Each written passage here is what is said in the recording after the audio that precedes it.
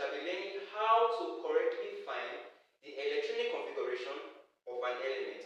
So without much delay, let's get started. Now looking at the board, I said to find the electronic configuration of an element, there are some key facts you need to have at the back of your mind before you can successfully do it without stress. So what are the key facts? There is something called the quantum number. There are basically 4 quantum numbers.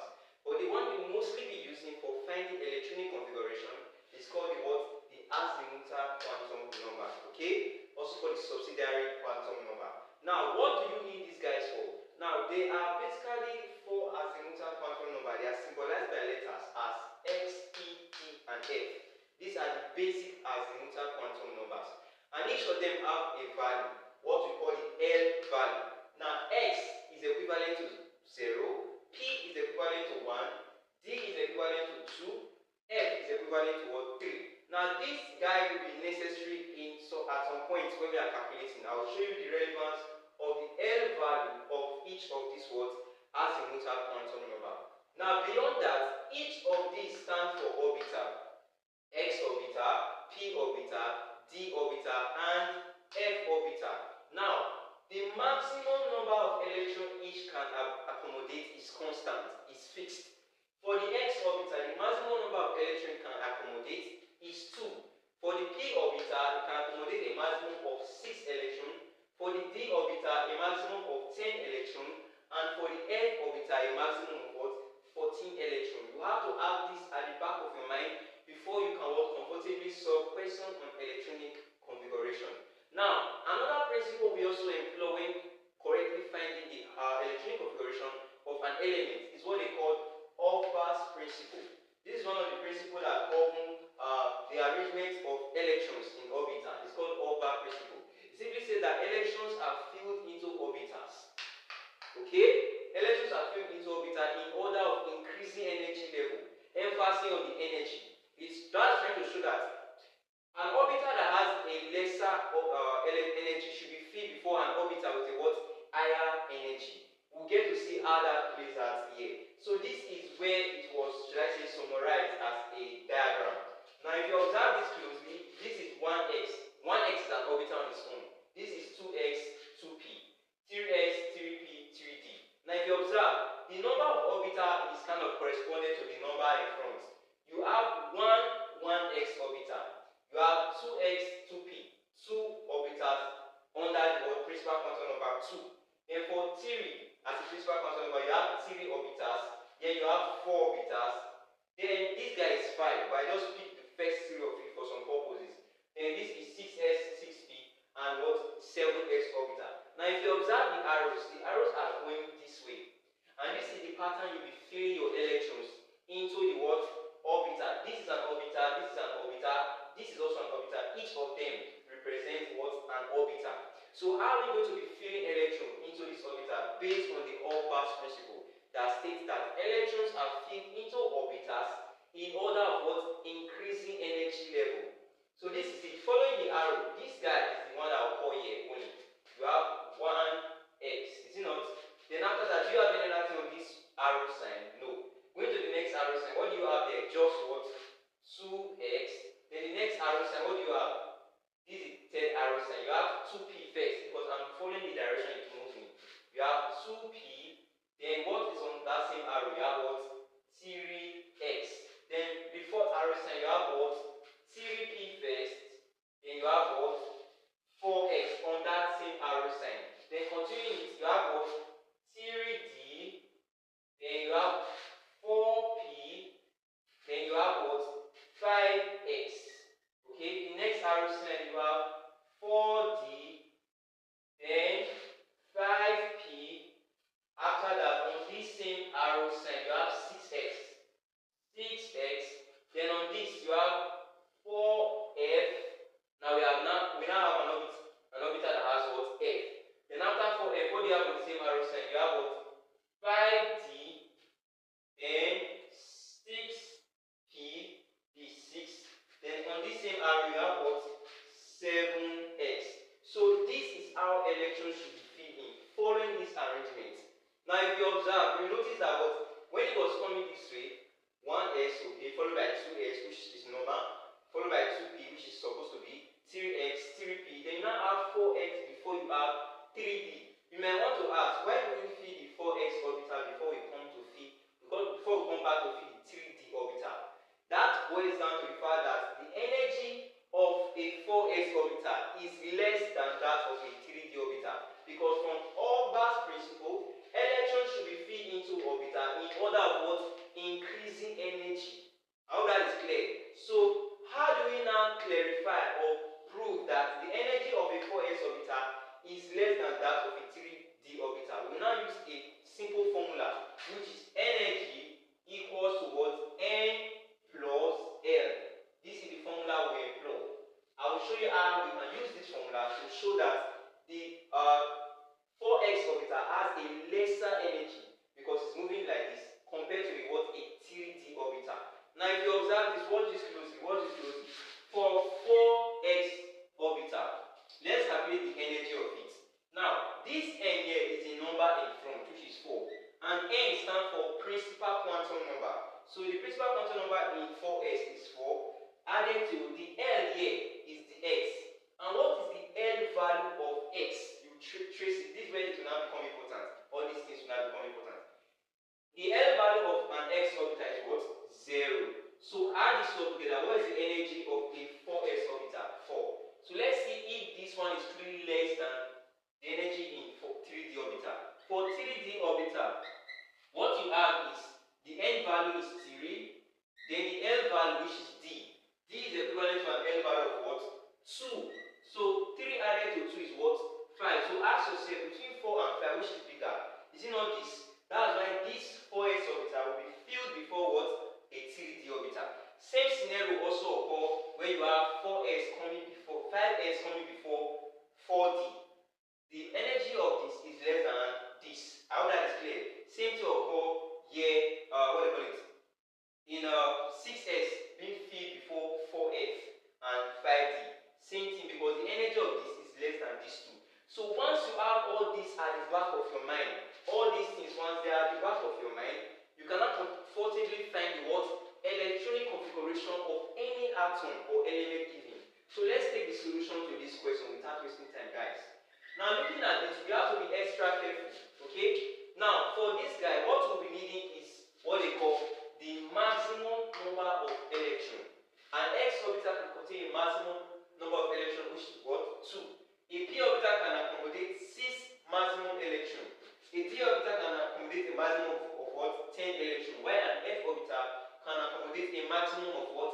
14 electrons. So this should be in your mind. 2, 6, 10, 14. Okay? So for the first element, this is phosphorus. And it has an atomic number of what? 15. Now, first question first. Is this phosphorus carrying a charge? The answer is what? No. Now, in an uncharged atom, we know that the number of protons, which is 15 in this case, is equivalent to the number of what? Electrons. So if 15 is the atomic number, that is the number of protons, it therefore means that the number of electrons in this guy is what? Also what? 15. So the electron number here is what? 15. This is what we need to get our what? Electronic configuration. And that's why it is called electronic configuration.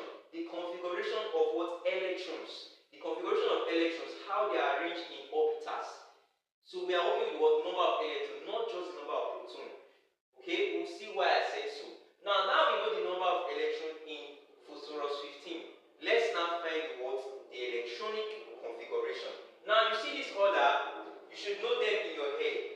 That 1s comes before 2s, 2s comes before 2p, 2p comes before 3s, 3s comes before 3p, 3p comes before 4s, 4s comes before 3d, 3d comes before 4p.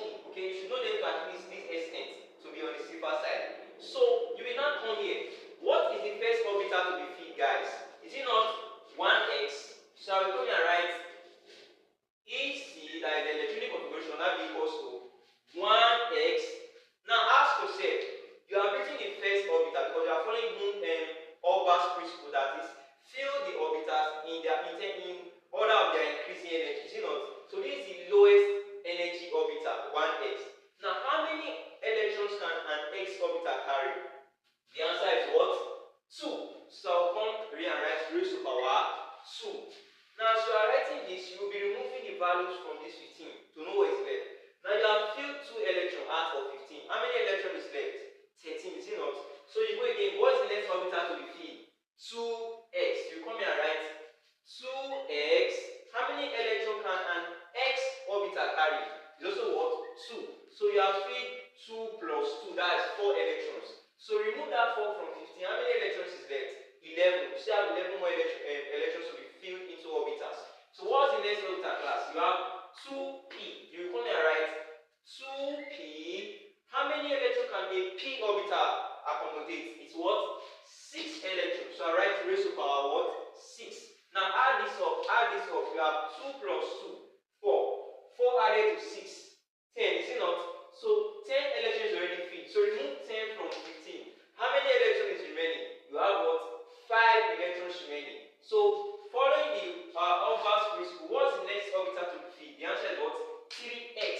So I'm going to write 3x orbital. Now how many electrons can an x orbital accommodate? Is what? 2 from what was given there. Now ask yourself, how many orbitals have been filled? And what is the total number of electrons that have been filled? You have 2 plus 2, 4, added to 6, 10, added to 2, 12. So remove 12 from 15. How many electrons is left? Just 3. So let's see the next orbitals to be filled after 3x. You have what? 3p orbital. So I'm going to write 3p. Is it not? Now, how many electrons can a p orbital accommodate? 6. What if the number of electrons is not up to 6? Can it still accommodate it? Yes. But can it accommodate an electron number more than 6? No. Because you have just 3 electrons left. Because we said this is 12. Minus it from 15, you have 3. And we put the remaining 3 electrons in the p orbital. I hope you are seeing it. So now we have successfully filled the 15 electrons into the orbitals. This is what you now call the electronic configuration of this very element. And that is how it is. It's very easy to find. It's very, very easy. So I hope you understand this first example. Without wasting time, let's quickly go to number 2. And because I've already taken my time to explain how this was done procedurally, I'll try and make sure I'm a bit fast with the others, okay? We'll just go straight to point. So the next guy here is chlorine ion. Observe that this guy is carrying a negative charge. That is its charge. It's not like the first one that was not charged. So before you even start using this, you have to ascertain what is the actual number of electrons in this very chlorine ion. You have to make use of the number of the formula, which is electron number for what do you call it? Charge atom is equal to Z minus what? Charge. Is it not? The electron number is equal to the what? Atomic number minus the charge. So in this case, what is the atomic number? It's 17. That's number down. Minus bracket. What is the charge? A minus 1 charge. Is it not? Because minus on its own like this is what? Minus 1. So we'll solve this further. 17 minus times minus is become plus 1. Is it not? Because there's 1 here. So 17 added to this is what? 18. So it means that there are what? 18 electrons in this very guy. Are you seeing that? So how do we now write the electronic configuration when you are giving 18 electrons? Following the same pattern, AC is equals to the first orbital to be filled is a 1x orbital, is it not? And 1x orbital can accommodate 2 electrons. 2 away from 18, you have 16. The next orbital is a 2x orbital, and any x orbital can accommodate what? Just 2 electrons. So 2 added to 2 is 4. Remove from 18, you have what? 14 more electrons. The next orbital is a 2p orbital, and a p orbital can accommodate what? 6 electrons. So 2 plus 2 plus 6 is what? 10. Remove 10 from 18, you have what? 8 more electrons. Then the next orbital will be filled based on Ohm's rule is what? Based on Albers principle is 3x orbital. Okay? And any x orbital can accommodate what? Just 2 electrons. So add up 2 plus 2 plus 6 plus 2 will give you what? 12. Is it not? So remove 12 from 18. What do you have next? You have 6 electrons left. So after a 3x orbital, you have to fill what? A 3p orbital. And a 3p orbital can accommodate what? 6 electrons. So let's observe how many electrons is left? 2 plus 2, 4 plus 6, 10 plus 2, 12. Remove 12 from 18. You have what? 6 more electrons. Is it not? Now, a p orbital can accommodate how many electrons? 6. You have 6 left, and the orbital you have can accommodate what? That 6 electrons. So I'll just simply come and put what here? 6. So this will be the electronic configuration of a charged chlorine atom. So this is how it works. So let's take the last one before I give you guys your question. Now the last guy here is magnesium that is charged. That is a charged magnesium atom. Now quickly, let's get the number of electrons in this charged guy. Don't hurry work with the 12. When the atom is carrying the charge, you have missed it. Ensure you calculate the actual number of electrons when there is a charge. So we now make use of the formula E is equals to Z minus C. If Z is what? 12, that is the atomic number or proton number, minus what is the charge? Plus 2. Plus 2. So work it out. 12 minus plus 2. This will be equals to 12 minus times plus become minus, then what? 2. 12 minus 2 is now what? 10. So in magnesium 2 plus ion, you have just 10. So what if I have mistakenly used 12? Will I not miss it? Yes. So you have to calculate the actual number of electrons whenever there is a what? A charge. Whenever there is a charge. So we are going to find the electronic configuration of this magnesium ion if we have just what? 10 electrons. So following the same procedure, filling electron in order they are what? Increasing energy. The first orbital to be filled is a 1s orbital, and you can carry just 2 electrons. The next is a 2x orbital, and you can carry just what? 2 electrons. So you have 2 plus 2, 4. Remove from 10. You still have 6. The next orbital to be filled based on Orban's principle is a what? A 2p orbital. And this guy can accommodate how many electrons? 6 electrons. So guys, observe. 2 plus 2 plus 6. Is it not 10? So it means that we have distributed these 10 electrons into the orbitals in the correct manner. So this is how it is done, and this will become the electronic configuration of a charged what? Magnesium atom. So I clearly hope you understand how electronic configuration is being found for atoms and elements. So about now, I'll be giving you guys your questions to try your answer on, and also let me know what you think the answer is in the comment section. Alright guys, these are the questions you are asked to find their electronic configuration. The first one is an uncharged atom of argon having an atomic number of what? 20. The next one is a charged atom of nitrogen having an atomic number of 7 and carrying a -3 charge. The last one is an atom of sodium having an atomic number of 11 and carrying a +1 charge. So do well to find the electronic configuration of these 3 guys, and also let me know what you think the answer is in the comment section. Thanks for watching. Don't forget to share my videos with your friends, your classmates, your neighbors, so they can also get to know how electronic configuration can be what? Calculated easily. So thanks for watching this video. See you in the next video.